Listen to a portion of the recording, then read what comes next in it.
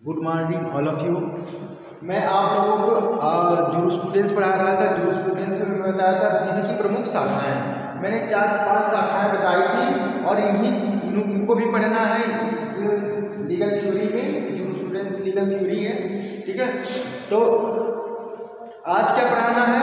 आज आपको पढ़ाना है कि ये जो विधि शास्त्र है, ठीक, इसका संबंध और सब्जेक्ट से और सारे सब्जेक्ट से संबंध क्या है। जैसे विधि शास्त्र से क्या संबंध है, राजनीति शास्त्र से क्या संबंध है, इकोनॉमिक्स से क्या संबंध है, क्या एक दूसरे के पूरक है या एक दूसरे की सहायक है या एक दूसरे से के बिना ये क्या नाम जूरिस्प्रूडेंस जो है अस्तित्व में नहीं है, ठीक। क्या इनके बिना अस्तित्व में है या नहीं है, क्या जूरिस्प्रूडेंस का संबंध इनसे है, ठीक, इन सब सब्जेक्टों से है कि नहीं है। समाजशास्त्र से क्या जूरिस्प्रूडेंस का संबंध है, क्या समाजशास्त्र का यदि समाजशास्त्र का संबंध है जूरिस्प्रूडेंस से तो क्या प्रभाव पड़ेगा जूरिस्प्रूडेंस पे यदि समाजशास्त्र को लागू कर दिया जाए, समाजशास्त्री विचारधारा को लागू कर दिया जाए। इतिहास से क्या संबंध है, इतिहास से, ठीक है। तो इन सब चीज़ों को मैं अभी आप लोगों के साथ डिस्कशन करूँगा। 4-5 सब्जेक्ट हैं जो जूरिस्प्रूडेंस से संबंध रखते हैं, ठीक। क्या है? पहला क्या है? विधि शास्त्र एवं समाजशास्त्र।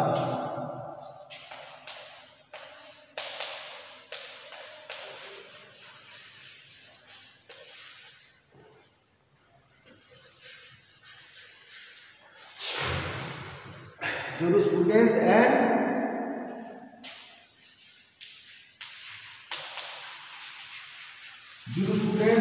sociology।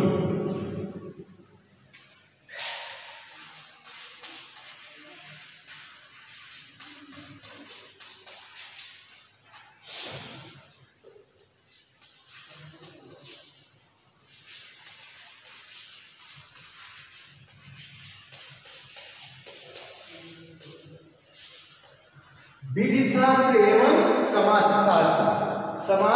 शास्त्र, ठीक।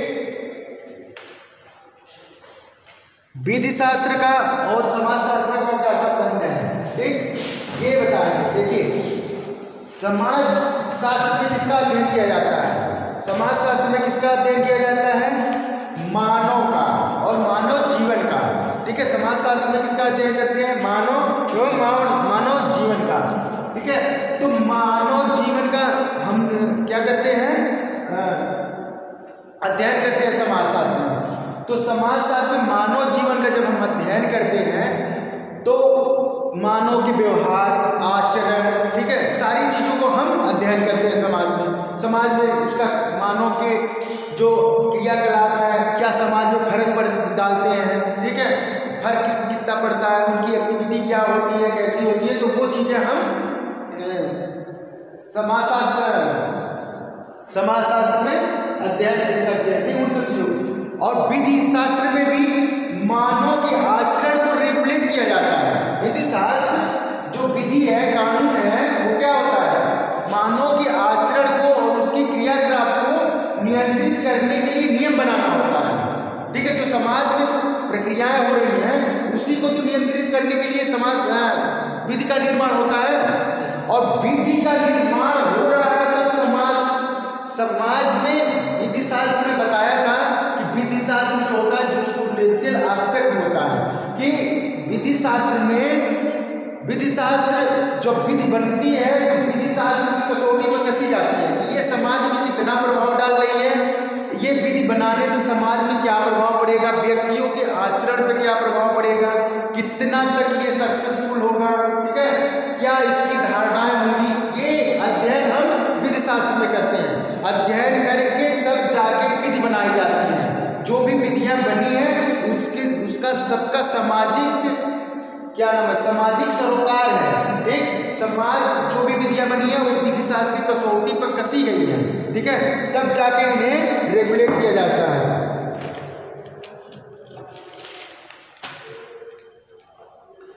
ठीक है।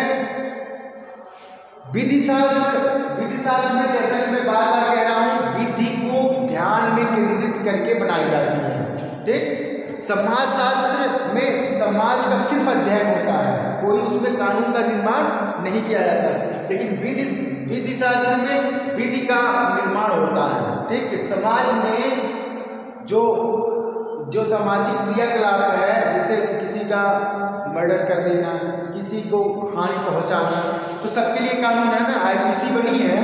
ठीक है, तो किस आखिर में कोई आधार रहा होगा आईपीसी बनाने का?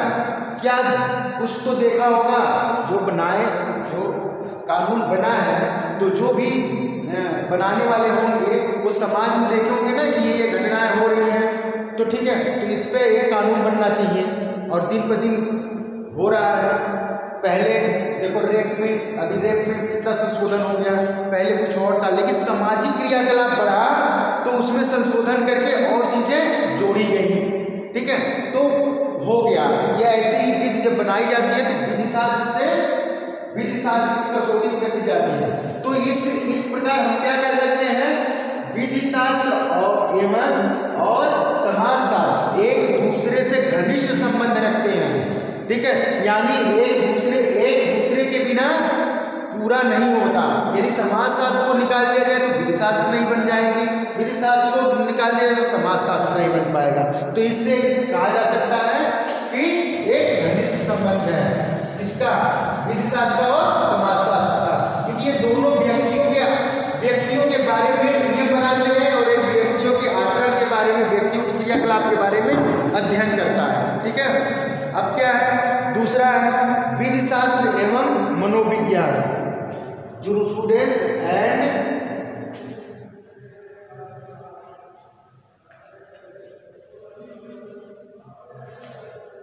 साइकोलॉजी।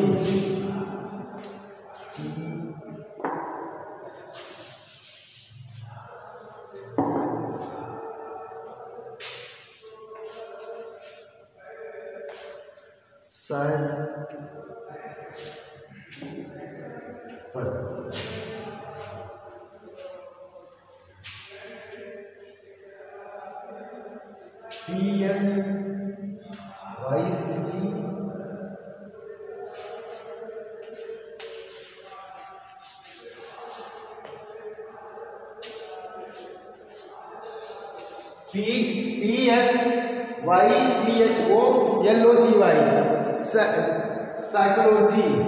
ठीक, साइकोलॉजी मतलब क्या है, मनोविज्ञान।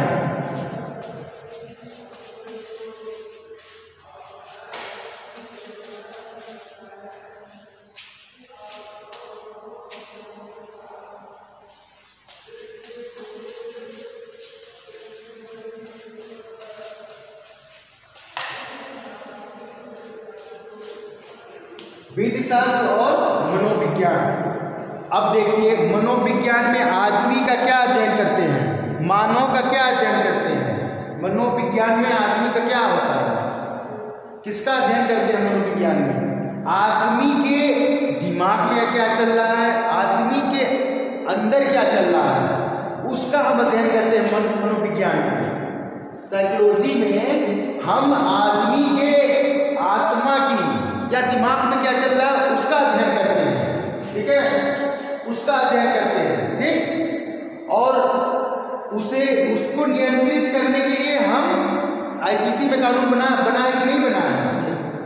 क्या बताओ, आईपीसी में क्या है बताओ।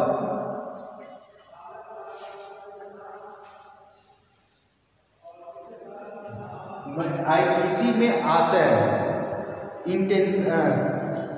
आशय जो होता है, इंटेंशन क्या है आदमी का, ये देखा जाता है। तो आशय कहाँ से पता चलेगा, किसी का आशय क्या है कैसे पता चलेगा, इसकी कोई कसौटी नहीं है। तो ये तथ्य और परिस्थितियों से जब आप कोई कृत्य ऐसा करोगे तब इससे पता चलेगा कि आपका आशय क्या रहा होगा। अभी तुम बैठे हो चुपचाप, ठीक, तो तुम अंदर कुछ भी बनाओ, अपने दिमाग में कुछ भी बना रहे हो कि सर को मार दें, सर को ऐसे काट दें, ऐसे कर दें, वैसे कर दें, ये आशा है ना, आपका आशा है, अंदर सोच रहे हो, लेकिन इसके लिए कोई दंड नहीं है। सोच रहे हो इसके लिए कोई दंड नहीं है और तुम अपने दिमाग में सारा कुछ बता रहे हो, कोई दिक्कत नहीं है। किसी को कुछ नुकसान नहीं है, इसलिए कोई कानून आप पे लागू नहीं है। लेकिन जैसे ही तुम उठ के मुझे काटने लगे, देख मुझे मारने लगे, तो अब आपका आशय बाहर निकल गया। क्या हो गया? अब ये दिखने वाली चीज हो गई। हाँ, आपने ऐसा आशय बनाया और ऐसा मारने की कोशिश किया। क्या होता है कि आदमी कभी भी देखते हो कि कोई एक आदमी को, जैसे कि एक आदमी को मार दिया जान से मारने के बाद उसके टुकड़े टुकड़े कर देता है, तो अब तुम टुकड़े टुकड़े करने का क्या आशय रहा होगा? अब यहाँ क्वेश्चन यही उठेगा ना कि क्या आशय रहा होगा कि मारने के बाद टुकड़े टुकड़े करने का। तो यानी ये हो गया कि आदमी इससे इतना क्रुद्ध था, मतलब इतना इसके प्रति उसका वो था, घृणा थी कि वो मरने के बाद भी उसे और तड़पाना चाह रहा था, इसीलिए काट दिया। जैसे क्या वो कोई आदमी क्या करता है, बलात्कार करता है, लड़की का बलात्कार करके जला देता है। तो अब क्या है, बलात्कार करके जलाने का मतलब ये है कि अब वो उसका आशय ये निकल रहा है कि वो अपने साक्ष्य को छुपाना चाह रहा है। मतलब यदि लड़की रहेगी नहीं, लड़की ने पहचान लिया लड़की रहेगी नहीं, तो साक्ष्य कौन देगा? अब आशय तुम ऐसे निकालोगे ना, तो मनोविज्ञान में वही पढ़ा जाता है। क्या पढ़ा जाता है? अंदर की चीजें। जो साइकोलॉजिस्ट होते हैं वो सुने होंगे कि वो उगलवा लेते हैं लोगों से। तो कैसे सम्मोहन की क्रिया किसमें होती है? मनोविज्ञान में ही होती है। जो लौकिक देखते हो फिल्मों में घुमा के चसुला देते हैं और अपनी को उगलवा लेते हैं, इसमें गए, वो मनोविज्ञान पढ़े हुए लोग होते हैं। और साइकोलॉजी जानते हैं आपके मनोविज्ञान जो पढ़ा होगा ना, वो साइकोलॉजी तुम्हारा जान जाएगा, तुम्हारे बैठने का आशय क्या, तुम्हारे मन में क्या चल रहा है। कभी भी आप इंटरव्यू दोगे ना, साइकोलॉजिस्ट एक बैठा रहेगा, आपके हाव भाव का वो आकलन करेगा कि आप यदि क्वेश्चन बता रहे हैं तो क्या सोच रहे थे, दिमाग में क्या एक्टिविटी थी। तो आप अधिकारी बनोगे तो क्या कर सकते हो, इसके लिए आकलन होता है।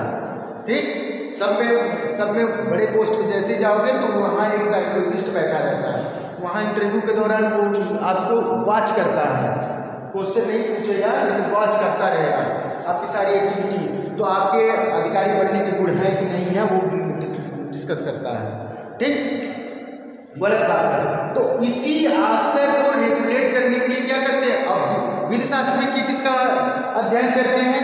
आज पूरे आपके बाह्य आचरण का, अंदर क्या चल रहा है। जब आप किसी पढ़ोगे तो आप देखना, आशय 2 स्टेज पर दंडनीय नहीं है। मन में आशय बनाना, ठीक, उसके लिए कुछ सामान इकट्ठा करना, लेकिन जैसे ही आप उसके लिए कुछ कार्य करना शुरू कर दोगे वैसे ही वो दंडनीय हो जाएगा। तो यहाँ विधि शास्त्र में क्या है?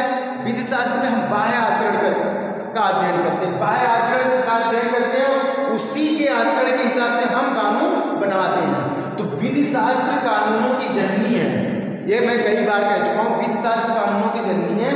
विधि शास्त्र नहीं है तो कानून मान के चलो कि नहीं है भी तो वो उतना इन्फोर्सेबल नहीं है कि जितना वो होना चाहिए। तो मतलब अब हम क्या कह सकते हैं कि यानी मनोविज्ञान और विधि शास्त्र का दोनों का एक अच्छा संबंध है, दोनों का आपस में बहुत संबंध है। ठीक है, यदि तुम लोगों के मन में कोई क्वेश्चन उठ रहा है तो बताना। विधि शास्त्र और, ठीक, अब क्या है? विधि शास्त्र और इतिहास। ठीक है, विधि शास्त्र और इतिहास।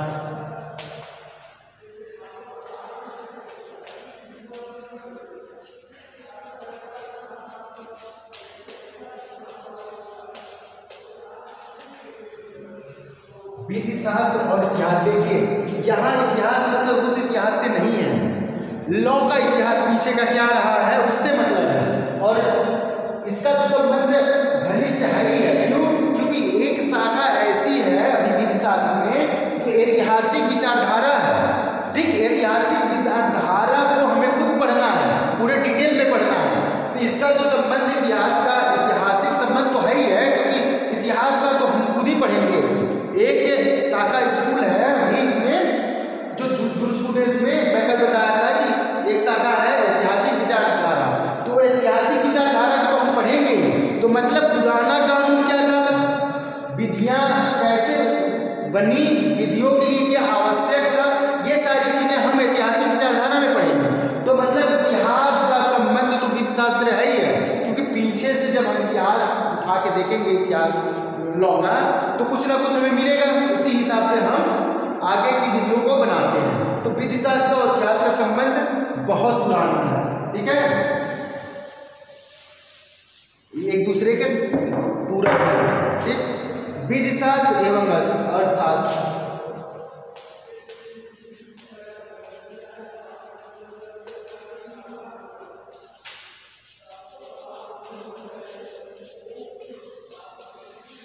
हम अर्थशास्त्र में किसका अध्ययन करते हैं?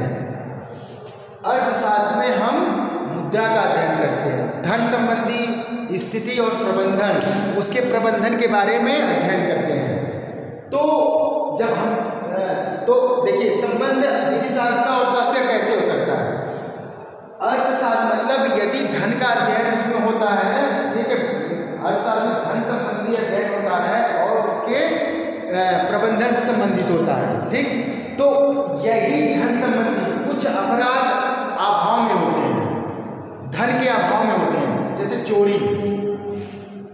चोरी अपनी आवश्यकता की पूर्ति करने के लिए आदमी करता है, चाहे वो जैसे भी हो, लेकिन चोरी करके वो अपनी आवश्यकता की पूर्ति करता है, ठीक। जैसे भूखा लड़का है या एक भूखा आदमी है, तो वो एक ब्रेड चुराता है किसी दुकान पे जाके, ठीक, या समोसे चुरा लेता है, तो यहाँ क्या है, यहाँ उसकी आवश्यकता है, लेकिन कानून में चोरी के लिए दंड है, ठीक। तो ऐसे ही जब इकोनॉमिक्स में क्या होता है, अर्थ रुपये की और सबकी आकलन होता है ना, विधि शास्त्र में कानून जब बनता है तो इसको ध्यान में अर्थशास्त्र का भी ध्यान रखा जाता है।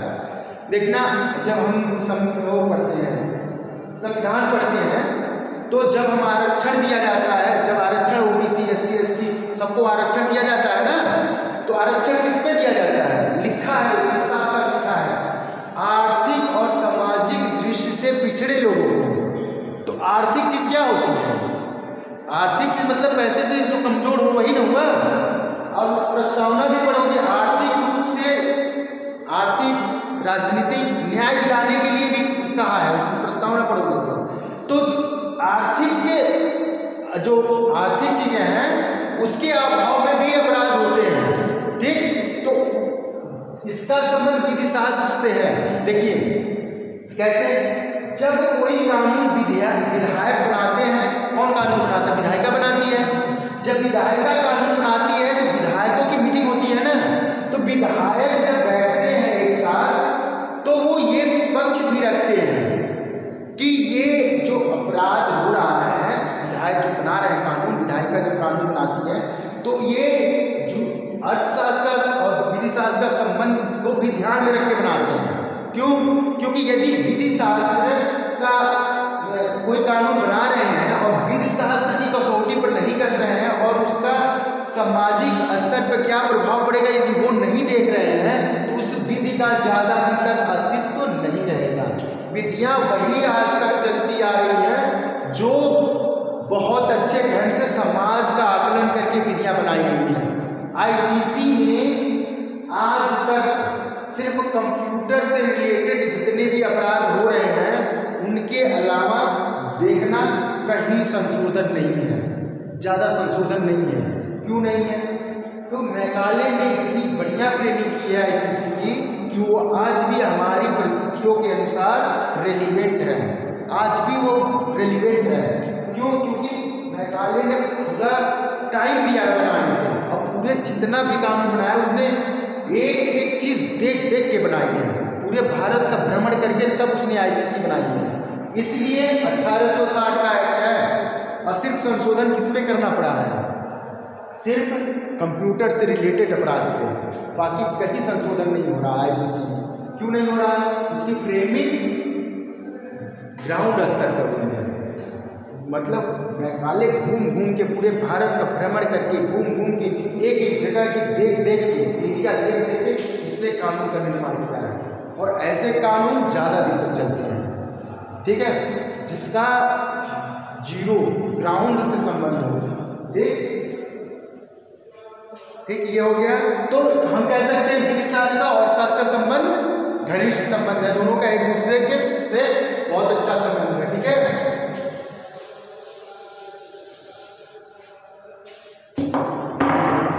विधि शास्त्र और नीति शास्त्र, इथिक्स।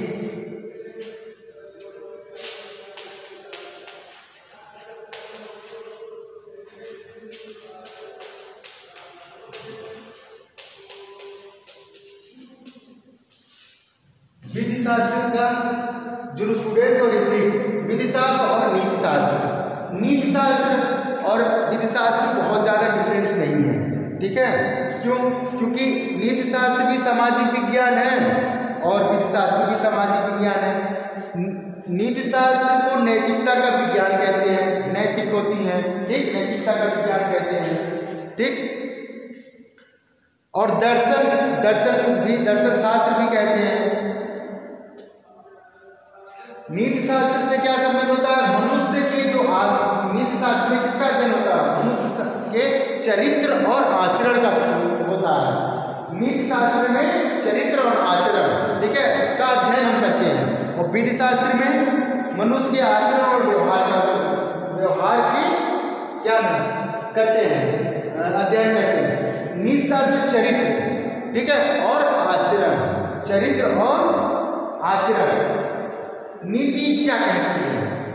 जैसे कि क्या होता है, यदि तुम क्या होता है, नीति शास्त्र में आदमी का हम चरित्र देखते हैं कि ये आदमी का चरित्र क्या है, ठीक, तो उसी हिसाब से हम प्रिजम्पशन बना लेते हैं, धारणा बना लेते हैं कि ये आदमी कैसा होगा। यदि तुम्हें पता चल जाए कि मेरा आचरण बहुत खराब है, तो अब ये तुम नहीं देखोगे कि इस मामले में आचरण इसका खराब है, अब तुम्हारे में धारणा बन गई ये आदमी सही नहीं है, अब पूरा आदमी को रिजेक्ट कर दिया तुम। लेकिन हो सकता है कि मेरा एक ही आचरण गलत हो, बाकी सब सही हो। तो नीति शास्त्र में इसका हम करते हैं, नीति शास्त्र में चरित्र, आपके चरित्र कहते हैं ना, चरित्र को दिया तो कुछ नहीं है, वैसे ही आचरण आपका उसमें करते हैं, आचरण उनका सही नहीं है, ठीक। तो नीति शास्त्र में इसका होगा। विधि शास्त्र में मनुष्य के आचरण और व्यवहार, तो यही नीति जो नैतिकता है, वो जो नैतिकता का हम अध्ययन, मोरालिटी का अध्ययन करते हैं विधि शास्त्र में। मोरालिटी पढ़ोगे सेकेंड जूरिस्प्रूडेंस सेकेंड में, ठीक है। तो जो नैतिकता का अध्ययन करते हैं नीति शास्त्र में, उसी के लिए हम कानून भी बनाते हैं। बहुत सी ऐसी नैतिकता है जिस पर कानून बनाई गई है, बहुत सी ऐसी नैतिकता है जिस पर कानून नहीं बनी है, क्योंकि वहाँ कानून की जरूरत नहीं है। अब नैतिकता का उदाहरण देखो, अब तुम्हारी शादी हो गई है, ठीक, अब तुम्हारी बीवी दूसरे मनुष्य के साथ, पुरुष के साथ संबंध बना रही है। अब ये क्या है? सामाजिक रूप से क्या है? अनैतिक है, अनैतिक है ना, समाज के दृष्टि में अनैतिक है। और अब इस पे कानून बन गया क्रूरता, क्रूरल्टी। इस पे क्या है कि अब तुम्हारे जो पुरुष है उस पे केस की जा सकती है। अब जिसकी वाइफ है उसका हस्बैंड उस पे केस कर सकता है। इस नैतिकता के लिए दंड बना दिया गया कि नहीं बना दिया गया? तो यही विधि शास्त्र है कि मतलब आपके क्या चरित्र और आचरण को नियंत्रित करने के लिए कानून बना दिया। यही नैतिकता पर कानून है। अब क्या है, एक आदमी जो कोई व्यक्ति है, एक लड़का जो है पानी में डूब रहा है, नहा रहा था मान लो, ठीक है, नदी में नहा रहा है और वो पानी में डूबने लगा। वहीं पे तुम बैठे हो, तुम बड़े अच्छे तैराक हो और तुम उसे बचा सकते हो, लेकिन तुमने नहीं बचाया, ठीक, तुमने उस बच्चे को, चाहे उस आदमी को नहीं बचाया। अब इसके लिए कोई कानून है?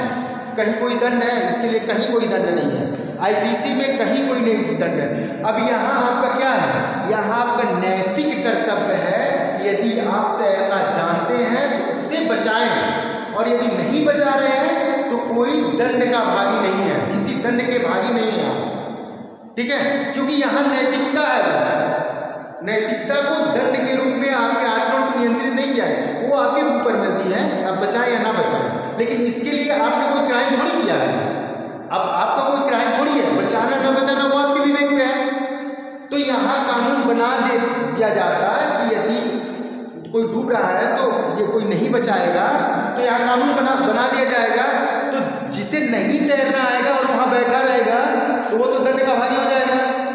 तो यहाँ सिर्फ नैतिकता है, नैतिकता बस आप बचाना चाहें तो बचाएं, और यदि नहीं बचाना चाह रहे हैं तो न बचाएं। भले ही आप तैराक हो, नहीं जानते हैं तैरना, जानते हैं या जानते हैं, ठीक, यहाँ एक नैतिक दायित्व है बस आपका, ठीक है, कोई विधिक दायित्व तो नहीं है।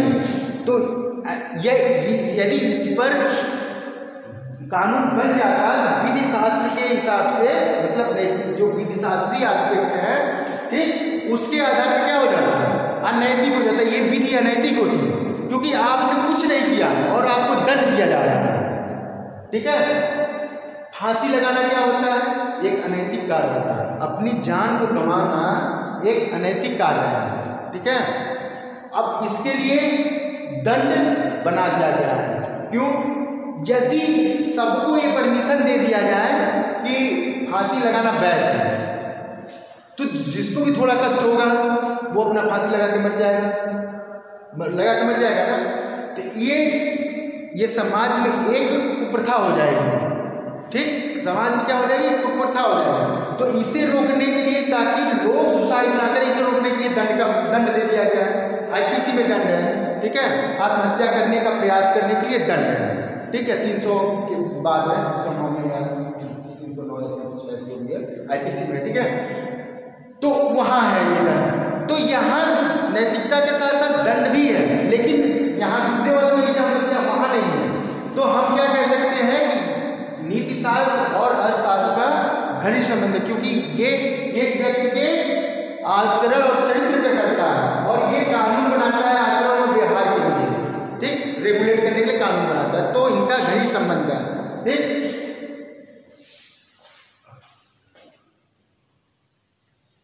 विधि शास्त्र और राजनीति शास्त्र,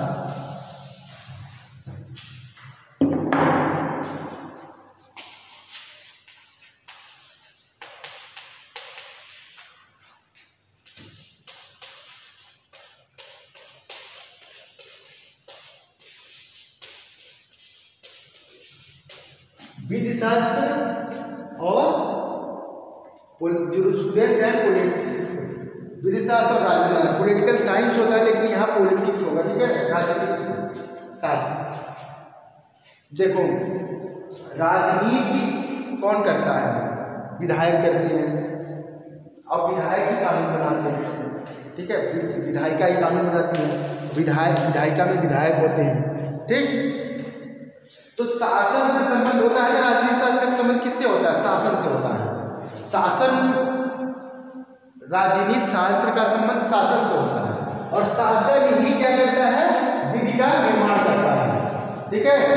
शासन ही तो विधि का निर्माण, विधायक ही तो विधि का निर्माण करते हैं, और विधायक शासन होता है। जैसे मान लो सब विधायक चुन के हम भेजते ही हैं, तो वही लोग हमारे लिए कानून बनाते हैं। तो जब वही लोग कानून बनाते हैं जो चुन के जाते हैं, तो जब वो कानून से उनका संबंध है, तो विधि शास्त्र और राजनीति शास्त्र का संबंध तो हो ही गया, ठीक है। तो ये सारे जो सब्जेक्ट हैं, मतलब जो भी ये हमने बताया, ये चीज़ 5-6 विधि शास्त्र के साथ जो रिलेशन बताया, ये भी पेपर में आप लोगों का आता है, ठीक है, ये पेपर में आएगा, ठीक। और अगला क्या है, विधि शास्त्र का महत्व, इंपॉर्टेंस ऑफ जूरिस्प्रूडेंस। अब ये पढ़ाएंगे हम आप लोगों को next term, importance of jurisprudence पढ़ाएंगे नेक्स्ट टर्म पर, ठीक है। आज के लिए बस इतना ही, धन्यवाद।